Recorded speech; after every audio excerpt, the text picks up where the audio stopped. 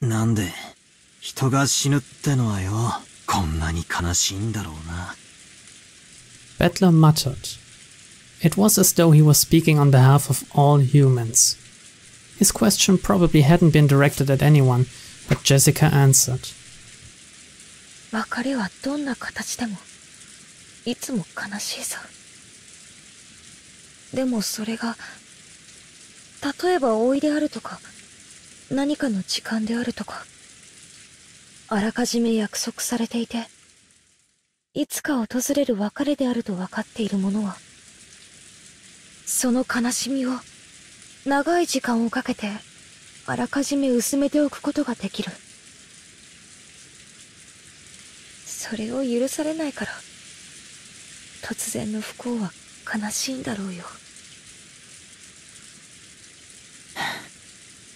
なるほどな。そりゃ病気にでもかかって何年も昏睡状態になってりゃ少しずつ心の整理もついてくだろうけど、ある日突然じゃその暇もねえもんな。本来なら数年をかけて薄めるべき悲しみが一度に押し寄せる。そりゃ辛いわけさ。時には人の生涯に傷を残すほど深い悲しみを与えることもあるかもしれない。生涯に傷を残すほどか。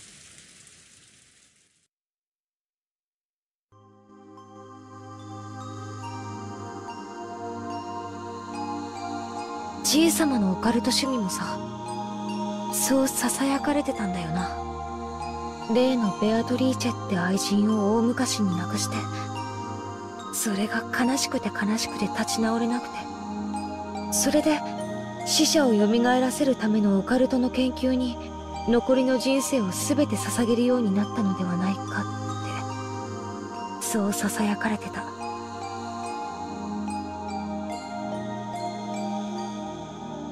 だとしたらじいさまは最後の土壇場でその奇跡を成し遂げたな。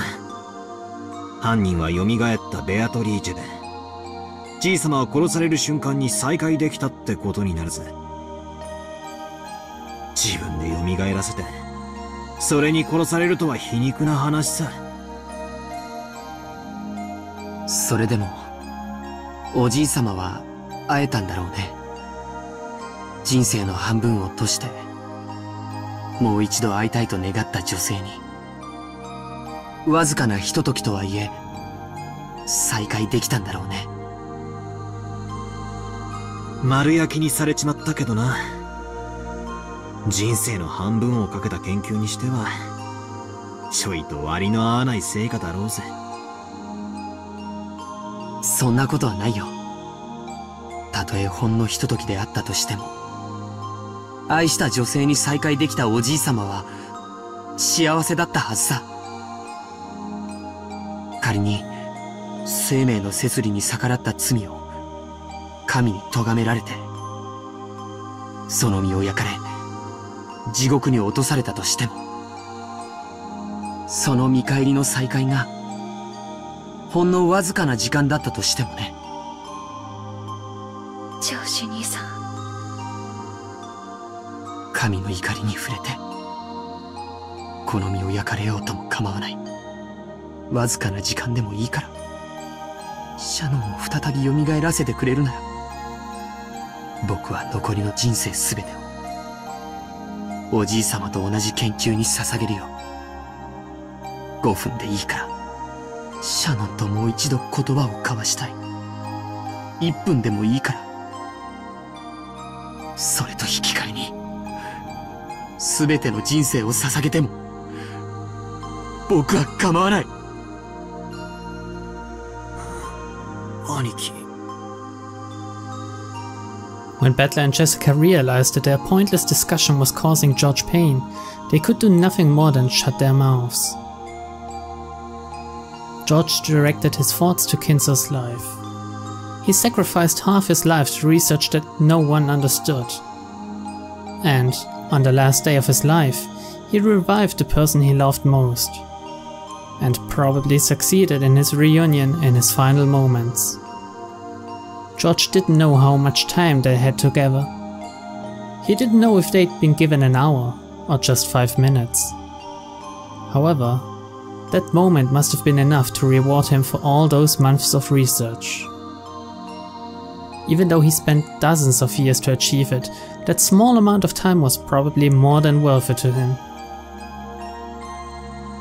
Until today, I never believed in the occult or magic or anything. Somewhere in my heart, I even made fun of grandfather's research, thinking of it as nothing more than a pastime. However, I won't make fun of it anymore. No, to the contrary, I'll believe strongly that it's real. If the power of belief can create miracles, I'll probably throw away all of my studies up until today, spending the rest of my life from today onward studying magic. Give me the power of magic, and give me a miracle that'll let me see Shannon again.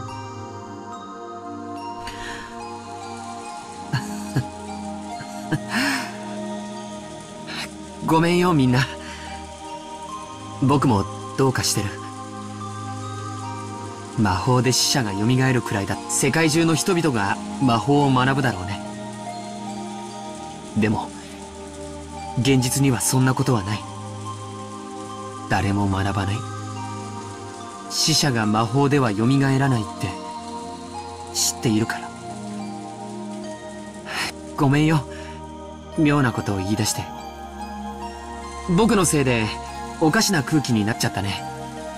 みんなだって辛いだろうに。気を使わせてごめん。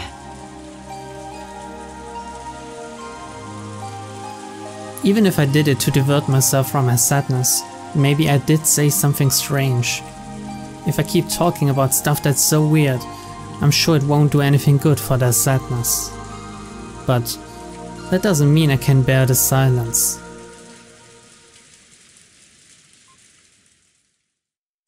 僕は下に行ってもう一杯コーヒーをもらってくる。うちの母さん、コーヒーの入れ方にはこだわりがあるんだよ。みんなもおかわりはいるかい？ Battler-kun and Jessica-chan lightly shook their heads. Without pressing them any further, I took my mug and left the room. The shutters were all closed in the hallway, so the corridor was very dim. I tried visiting Dr. Nanja's room and asking if he wanted more coffee, but he said he didn't need any either.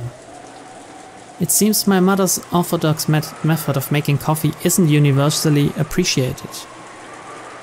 One time I made some for Shannon, but she told me that while it was delicious, it was a little strong. Shannon. That's no good. Even though I left the room to change my mood, that image of Shannon's face filling my head hasn't faded in the slightest. I keep seeing those fun days with her more and more vividly. And it's saddening that I never even got a chance to see her dead face. According to our parents, she was apparently killed with something like a gun or a spear.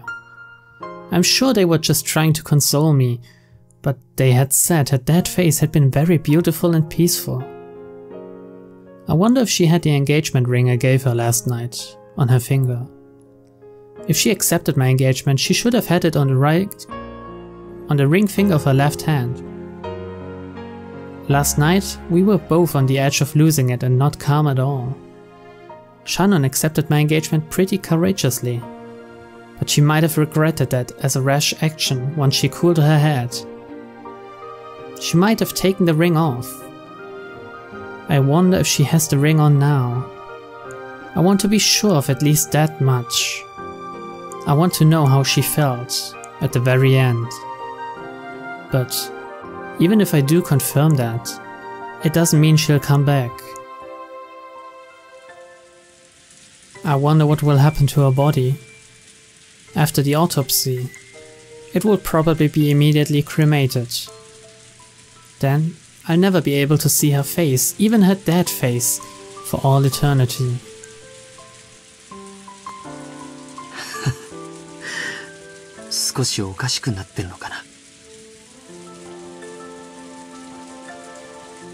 I don't want her body to be burned. If she's burned and turned to ash, never again will it be possible for her to revive. They say cremation is frowned upon in Western tradition, because on the day of resurrection, there would be no body to revive. Because of that, it seems that great criminals in Western history were often cremated after execution as a punishment, and their ashes were sometimes scattered in rivers and such. In other words, to Western people, death is nothing more than a sleep until the resurrection. It is essential that the corpse is left after death. つまりそれは西洋人は死者が蘇ると知っていたからなんだ。でも日本にはその奇跡がなかったから焼いてしまうんだ。Now I understand. I understand why grandfather idolized the Western occult. That was his only reason from the very beginning. Just to revive the person dear to him. Grandfather spent the rest of his remaining life researching the Western occult. The situation surrounding us now is abnormal. Grandfather did revive his beloved Beatrice. And that Beatrice has carried out a terrible serial murder. With linked closed rooms that force us to conclude that magic was used. The Golden Witch, Beatrice. The incarnation of the miracle of the Western occult. And also, the culprit who killed Shannon. She's an entity I should hate, and yet, for some reason, I want to cling to her.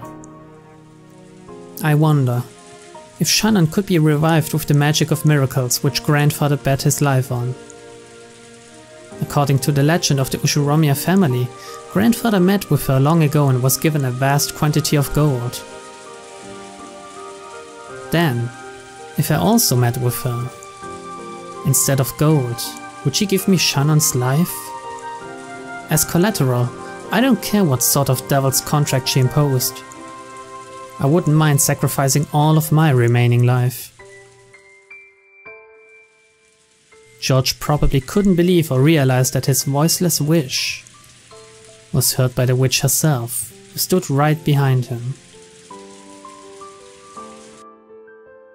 Beatrice had been listening to that entire discussion between the children just now in the cousin's room. Battler had told her that she didn't know the value of a human's life. And wanting to understand that in her own way, she had stealthily visited, listening in on their discussion. それが願いだというのか。それを叶えれば、わらわは魔女だと認められるのか。Beato looked at the palms of both of her hands. She had handed over most of her once surging magical power when the new witch succeeded in the name of the Endless Witch. Of course, her current power still made her worthy of being called a witch, but it could not begin to compare to her previous strength.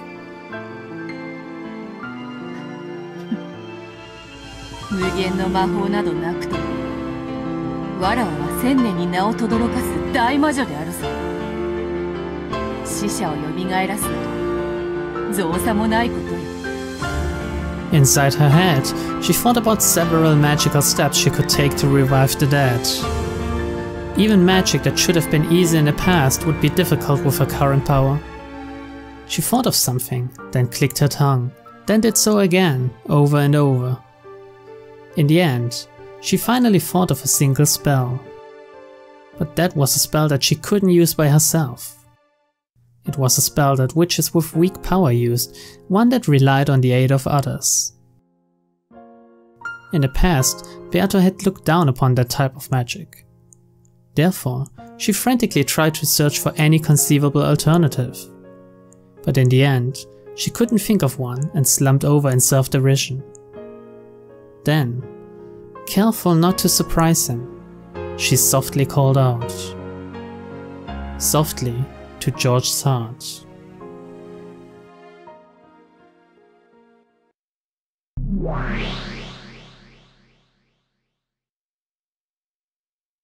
宮ジョージ、わらわの声が聞こえるか？聞こえるとも。あなたは誰だい？本当に魔女のベアトリーチェ？それとも僕の悲しみが生んだ幻想なのか？もしも前者だったなら僕の願いを聞いてほしい。そして後者なら僕をそっとしておいてほしい。Their conversation in a mental world was a lot like having one in a dream. When you dream, haven't you ever had the experience of casually accepting something that would have been absurd in the real world? The conversation in this world was like that. So even though a witch appeared and started talking to George, he was not surprised. わらわの黄金の魔女ベアトリーチェ。本来わらわとそなた、こうして会話を交わすことなどできん。しかしそなたがわらわのことを強く意識し会話を望むから、こうして互いのチャンネルを合わせることができる。シャノンを殺したのはあなたなのか？あなたを名乗る何者かの仕業なのか？ただあなたが本当の魔女として存在しているならば、どんな対価にも応じる。僕の命を望むなら今すぐどうかシャノンを生き返らせてほしい。それが無理ならせめてわずかの間話をさせてくれるだけでもいい。お願いだ。対価はいらない。その願い叶えて。本当にシャノンを？だか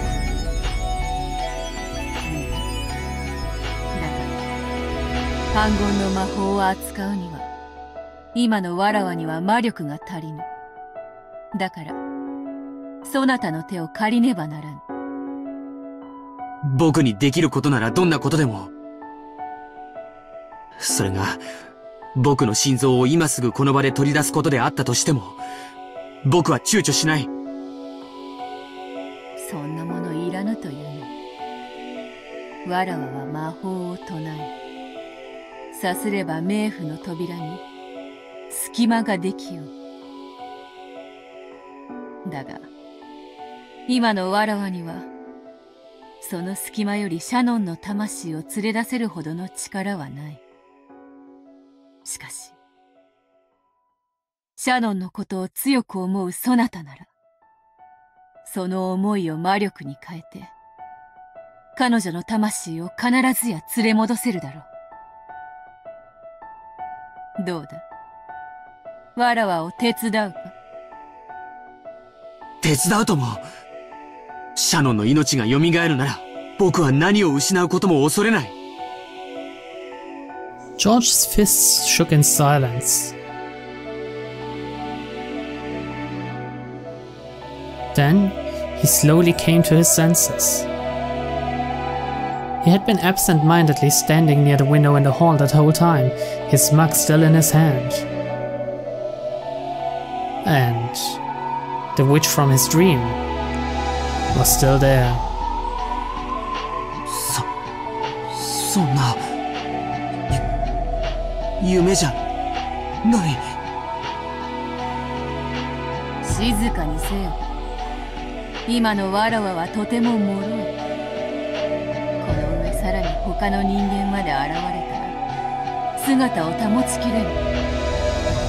そなたの願いは叶えるから今は沈黙せよ。よいか。George covered his mouth with both hands, nodding enthusiastically several times. In that instant, he almost dropped the mug he was holding. George frantically juggled it around and caught it. He was afraid that if it fell to the floor and made a loud sound, the witch's form might disappear like a bubble popping. He softly set a mug on the floor and stared at the witch in front of him again. Her form didn't disappear. It wasn't a dream. さあ、シャノンが眠る客室へ行くぞ。そなたの思いの力に彼女の魂を連れ戻すの。行くってどうやって？下には母さんたちがいる。表へ出るのを許してくれるわけがない。それにあなたはさっき他の人間が現れたら姿を保てないと言わなかったかい？そういえばそうだったな。下にはクラウスたちがおったか。それでは確かに下へ降りられぬな。ならば1階へ降りずに屋敷へ行けばいいではないか。簡単な話よ。Beato laughed as though she had thought of a pleasant prank. And with a golden pipe, she lightly tapped the window with its shutter closed. When she did, 3 gold butterflies appeared from the pipe and opened the lock on the window as though melting it.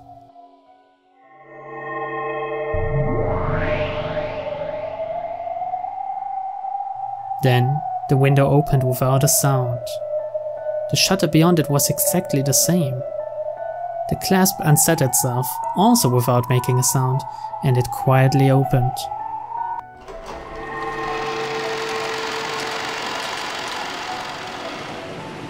The window opened, exposing the wind and rain outside the mansion. Perhaps because of the direction or something related to the construction of the building, the wind did not blow inside. Because of that, for a while, George felt as though this entrance that opened to the outside was a dream or an illusion, and he couldn't accept it as real. さあ行くぞ。ついてまいる。Beato gently floated upwards. It was a natural action, like that of a diver enjoying an underwater stroll. It made it easy to believe that if you acted like she did, you too might be able to float in the sky, just as though you were swimming through the water. No, George did believe that. So without thinking, just as she had done, he also, gently, as though swimming in the water, lifted his feet.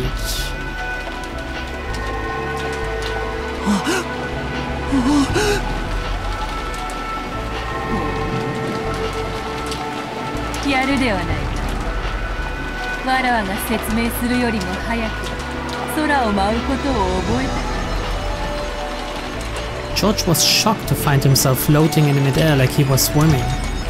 Of course, Beato was also shocked that George, who shouldn't have been able to use magic, had figured out how to do that just by instinct.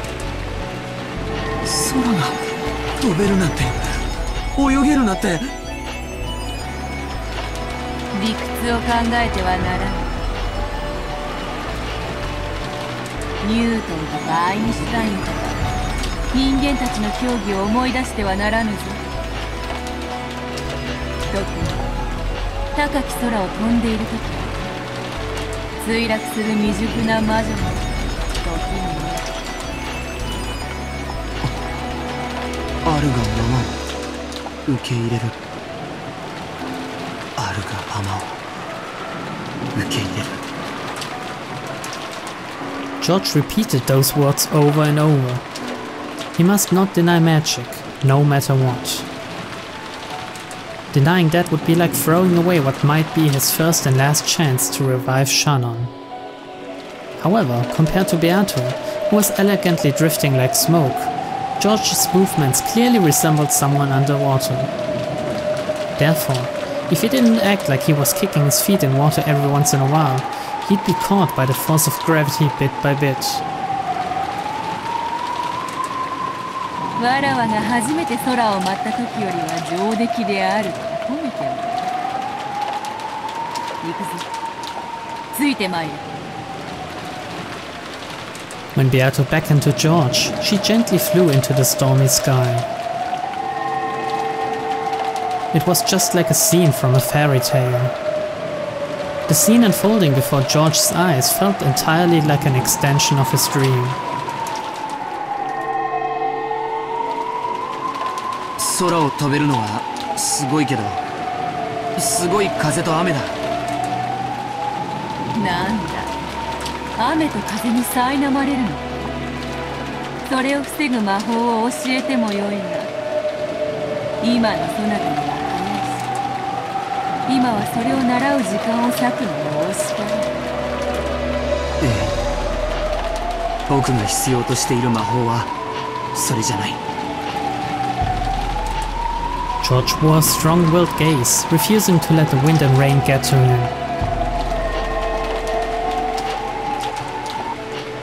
見えてきたぞ、屋敷だ。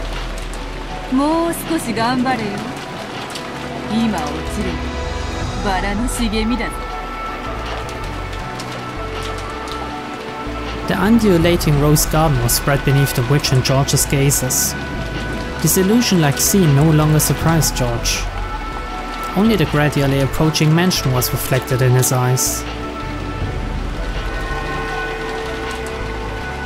シャン、待ってて。必ず君を蘇らせてみせる。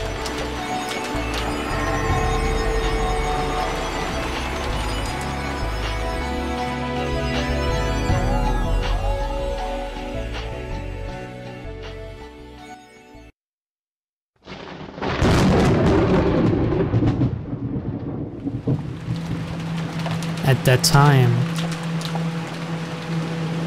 the cruel new witch could be seen staring at the guest house from a different location. あと残すは第7、第8の番だけね。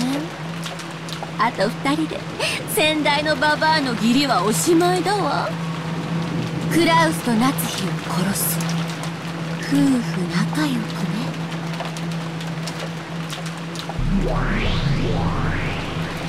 にひ、標的はどうかに。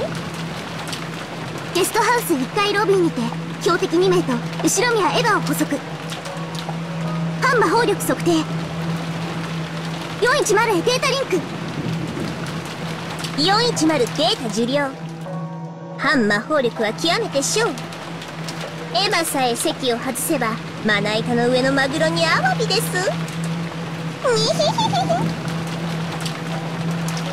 いかがしますか、大ベアトリーチェ卿。ご命令をいただければすぐにも狙撃いたします。どうかご命令を。ほんとにあんたたちは便利なカードね。死体をほじるしか能のない中古家具どもとは大違いだわねえ。シエスタ姉妹、またあなたたちの手際を見せてちょうだい。攻撃準備よ。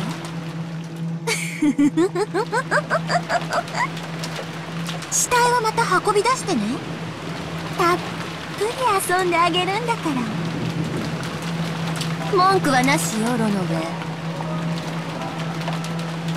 はい、かしこまりました。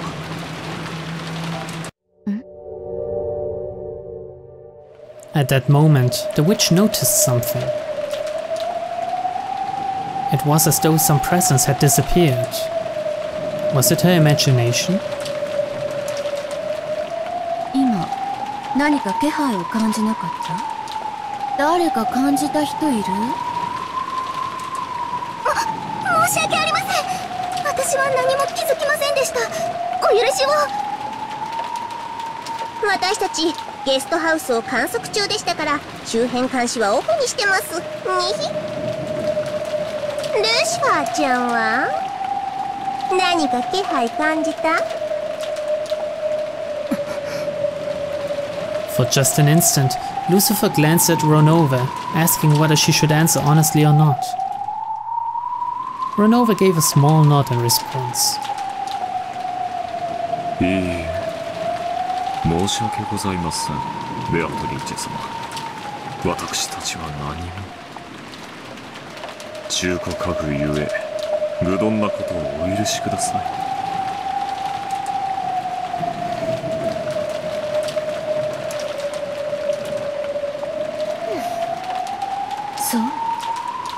大悪魔のあなたがそう言うなら、きっと私の気のせいなんでしょうね。The witch persistently stared in the direction the presence had disappeared to. That was where the rose garden lay. And beyond that, she could see the mansion's dark silhouette created by lightning. It took quite some time before she pushed her unsatisfied feelings aside, and once again faced the guest house.